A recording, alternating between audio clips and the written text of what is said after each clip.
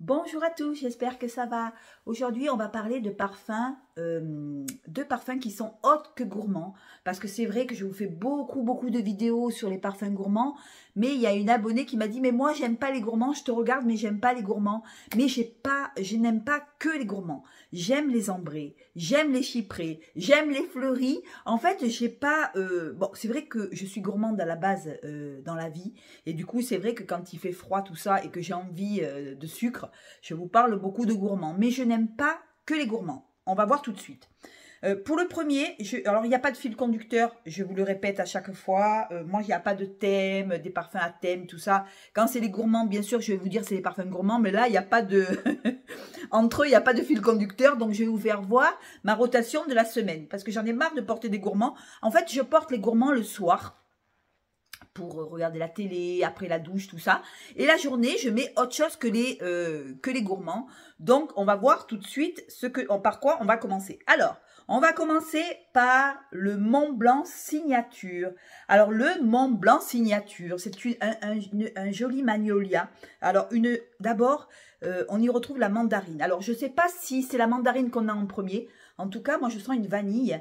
Vanille agrumée, mais assez poudrée, par le magnolia, par l'ylang, par la pivoine. Alors, clémentine en tête, en cœur, il y a du magnolia, de l'ylang et de la pivoine. Et on se retrouve en fond avec une jolie vanille, un musc blanc et du benjoin. Alors, pour moi, on sent c'est un parfum frais, un parfum vanillé, fleuri. Comment je pourrais vous dire ça? Un parfum qu'on peut mettre toute l'année parce que il n'est pas frais dans le sens hespéridé, tout ça. Il est frais, c'est une vanille légère, aérienne. Elle est, au départ, il y a un zeste de clémentine qui arrive, comme ça, vous sentez, dès que vous le sprayez, le petit zeste de clémentine qui vient vous donner quelque chose de pétillant, de beau, de joyeux. Et ensuite, on a un côté un petit peu fleuri avec le magnolia. Alors, le magnolia est très odorant avec l'ylang et la rose. Magnolia, ylang, rose. Je trouve que le trio, ça continue. On continue dans les senteurs légères, fraîches, mais en même temps poudrées. Voilà, il y a le côté poudré, de l'ylang, du magnolia et de la pivoine. Ça fait pas un frais espéridé. La clémentine s'estompe au bout de 5-10 minutes pour laisser place à un joli trio. Et ensuite, on a la vanille qui vient compléter la pivoine, qui vient compléter l'ylang, la pivoine, le magnolia. Le magnolia, c'est vrai que j'aime beaucoup dans les parfums et je trouve qu'il est super joli. Et des fois, j'ai envie d'autre chose que du gourmand ou de l'épicé. Il n'est pas du tout épicé, il est plutôt frais, mais une vanille fraîche, mais en même temps poudrée, voilà. Il est très beau. Moi je le mets toute l'année. Il n'y a pas, on le met l'été ou on le met l'hiver. Moi je trouve que c'est un parfum qui se met à l'année parce que c'est vrai qu'il y a la fraîcheur, il y a le zeste de clémentine, mais en plus mais il est contrebalancé par la vanille et le musc blanc et ça en fait un joli poudré frais et en même temps sucré un peu par la vanille et c'est joli, voilà, c'est pas trop sucré, on n'est pas dans le sucre là il n'y a pas de taux de sucre en plus. Je trouve que c'est fleuri, c'est beau. Pour celles qui aiment le magnolia, qui aiment les odeurs de pivoine et de magnolia, c'est vrai qu'on sent bien la fleur de magnolia, on sent bien la fleur de pivoine et ça met l'ylang qui est au milieu entre les deux. Je ne le sens pas trop, voilà, c'est pas trop solaire, hein. L'ylang est très discret, je crois que c'est le magnolia, la pivoine et la vanille qui font que le parfum est très beau. J'adore le porter. Après, il faut compter voilà, 3-4 heures sur peau. Sur les habits, peut-être un peu plus longtemps, mais bon, voilà, c'est pas un parfum qui projette des masses. Par contre, c'est une odeur hyper agréable. Des odeurs de reviens-y, voilà, à chaque fois. Et c'est très beau. Voilà, Mont Blanc Signature. Vous me direz si vous l'avez. Et c'est vrai que ce musc blanc donne un côté poudré au parfum. Donne un côté, voilà, c'est un fleuri poudré. Voilà, avec un zeste de clémentine comme ça. Et une vanille qui vient réchauffer tout ça. Et je trouve que c'est très beau. Voilà, signature de Mont Blanc. Après, qu'est-ce que j'ai à vous proposer aujourd'hui? J'ai à vous proposer, alors il y a une abonnée, elle se reconnaîtra, qui m'a offert le Jardin Néroli du comptoir Sud-Pacifique. Alors pour moi, on se retrouve avec un parfum à base de petits grains, à base de rose et de bergamote en tête. Alors on sent bien le petit grain dès qu'on le spray. C'est un parfum frais au départ, mais c'est un faux départ. On a le petit grain, la rose et la bergamote en tête. Et au bout de, allez, on dira une demi-heure, ouais, on sent le néroli, la fraîcheur du néroli, avec un zeste de fleurs de citronnier. Alors, c'est vraiment tout frais. Et on a l'héliotrope qui vient contrebalancer et qui vient donner un petit côté très frais, mais amandé, vous voyez, comme un citron amandé, voilà, comment je pourrais vous dire, un néroli amandé, et en fond on a le musc, on a la fève de tonka pour réchauffer, et on a la vanille. Alors pour moi c'est un super parfum. Regardez comme j'ai descendu, mon abonné me l'avait donné presque neuve, presque en haut. J'en ai abusé parce que on a la fraîcheur du néroli, on a la fraîcheur du petit grain qui vient comme ça. On a la rose, mais la rose est un peu discrète. On a la bergamote, bien entendu.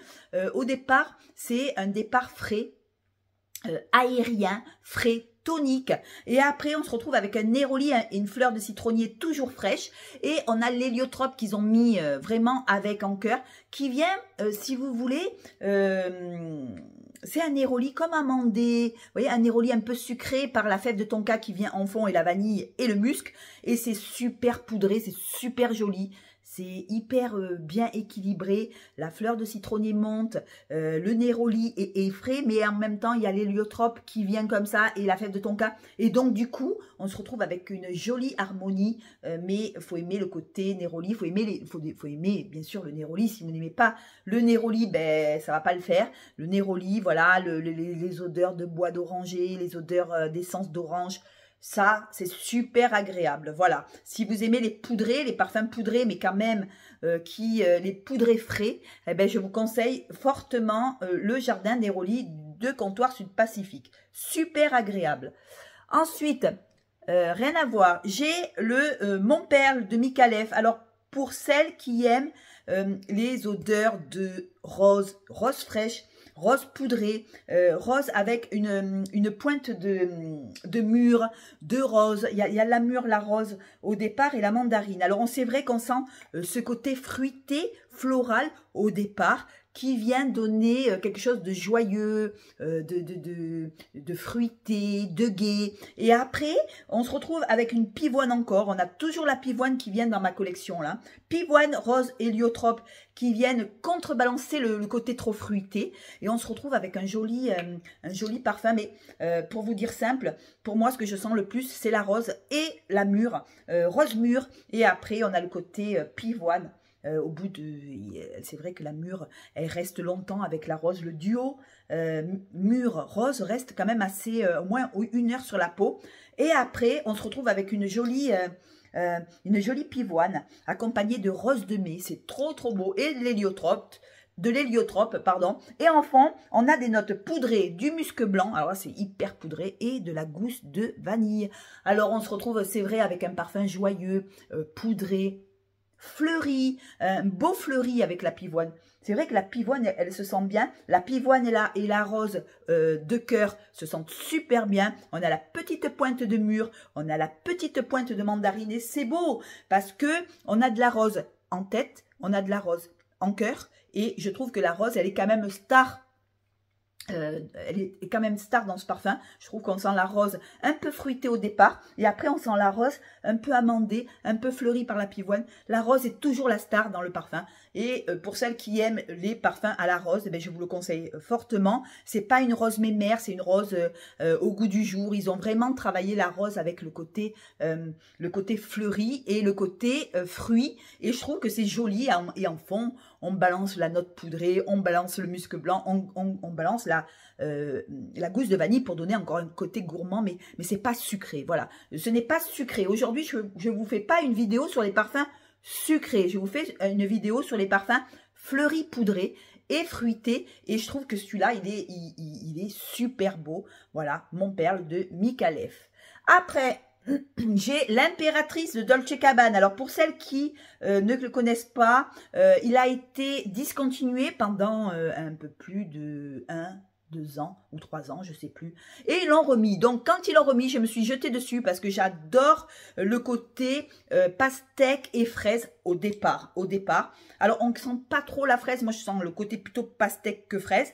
Et après, encore la pivoine. On est encore dans la pivoine aujourd'hui. On se retrouve avec de la pivoine rose, de la rose, du magnolia, du cyclamen. Alors, c'est vraiment fleuri, fruité, poudré.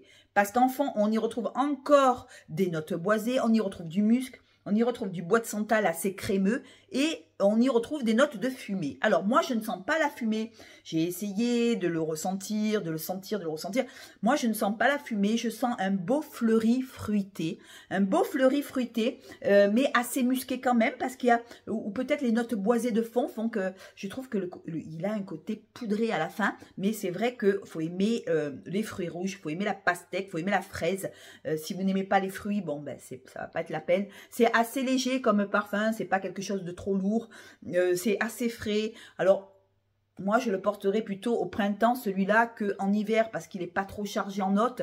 C'est plutôt des notes printanières, de pivoine, de rose, de magnolia, de cyclamen. Et c'est vrai que la pastèque et la fraise, ça fait de suite un fruit d'été, de printemps, tout ça. Et c'est plutôt, je pense que je le réserverai plutôt pour le mettre quand il commence à faire un peu plus beau, un peu plus chaud, vers le mois de avril, mai, vous voyez, voilà. Et je trouve que c'est un super beau parfum. Il y avait ma petite Déborah qui m'avait dit, essaye-le, prends-le. Et à l'époque, il était discontinué, donc je ne l'avais pas pris parce que voilà, il était discontinué. Et je trouve que c'est mignon, c'est tout doux, c'est pas un parfum qui va projeter des masses, bien sûr. C'est un parfum simple, discret, pour celles qui aiment pas les parfums trop chargés en notes, trop lourds.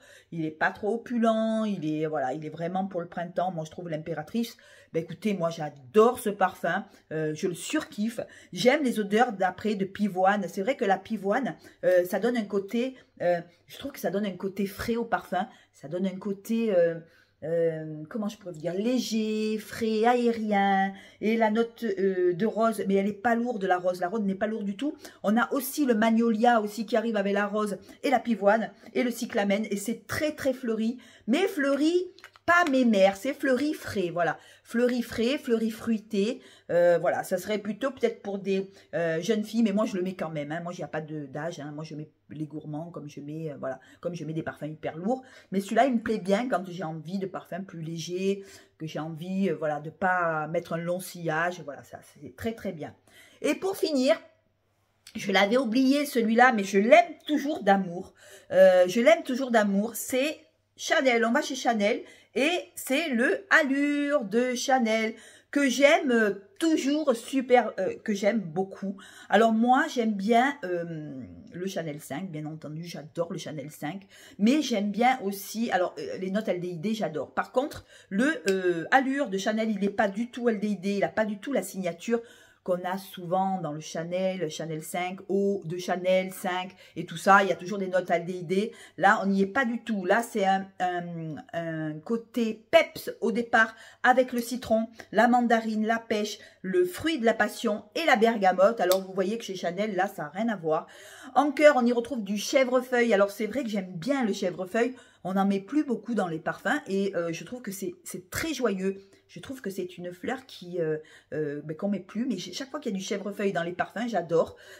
On avait beaucoup de chèvrefeuille chez Yves Rocher, rappelez-vous. Et là, on se retrouve avec un beau chèvrefeuille en cœur, avec un jasmin, un magnolia. Alors là, aujourd'hui, on est dans le magnolia, de la frésia, du nénuphar, de la fleur d'oranger, de la rose de mai. Et en fond, on retrouve la vanille, le bois de santal, l'ambre, le vétiver et le patchouli. Alors pour moi, c'est un très beau parfum, un parfum que j'adore chez Chanel. Je pense que j'aime Coco Chanel, voilà, qui n'a rien à voir, qui est un poudré hyper, qui envoie beaucoup. J'aime le Chanel 5, mais j'aime aussi Allure de Chanel. Pour moi, il est beaucoup plus léger, il est beaucoup plus aérien, il est beaucoup plus apporté au printemps, même en hiver. Moi, j'aime bien le mettre en hiver aussi. Je trouve que le chèvrefeuille comme ça, mélangé au magnolia, mélangé au nénuphar, mélangé à la fleur d'oranger. On sent la fleur d'oranger, il y a la pivoine, toutes ces fleurs un peu légères, un peu odorantes, mais hyper léger, hyper aérien. Je trouve que le parfum est très très beau. Et en fond, on se retrouve avec une vanille assez discrète. La vanille, je la sens pas trop. Le bois de santal est assez beau, assez crémeux, assez rond. Vous voyez, c'est pas un parfum sec, c'est un parfum tout rond, tout en finesse, tout en rondeur. Et je trouve que l'ambre, le vétiver, on le sent pas trop, patchouli, il doit sûrement contribuer à la tenue du parfum. Et je trouve que Allure de Chanel, eh ben, c'est pour celles qui aiment pas trop les notes aldéhyde, la pâte Chanel. Je trouve que c'est le moins opulent de tous, le plus fleuri de tous. Il n'y a pas ces notes qui montent comme ça, comme sur Chanel 5 ou voilà. Il n'y a pas ces notes-là, c'est plutôt quelque chose d'aérien, de frais, peut-être plus moderne que Coco Chanel ou que Chanel 5. En tout cas, moi j'aime bien Chanel. Voilà, moi je suis une fan de Chanel 5.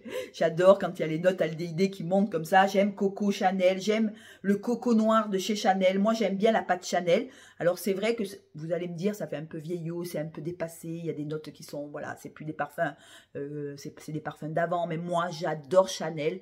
Et voilà, le Allure de Chanel, c'est vraiment quand j'ai envie de parfum un peu plus frais, un peu plus, mais j'adore, regardez, d'ailleurs je l'ai descendu, je le garde toujours avec moi.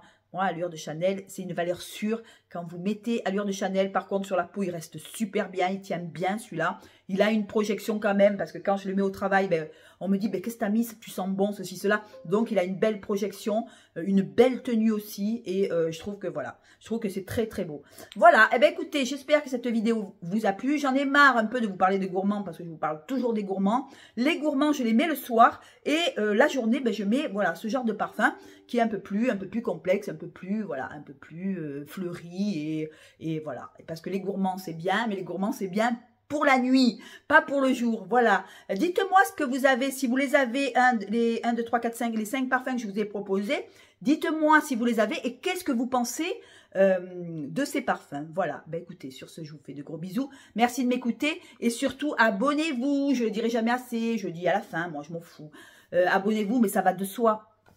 Voilà, on est de plus en plus nombreux sur cette chaîne.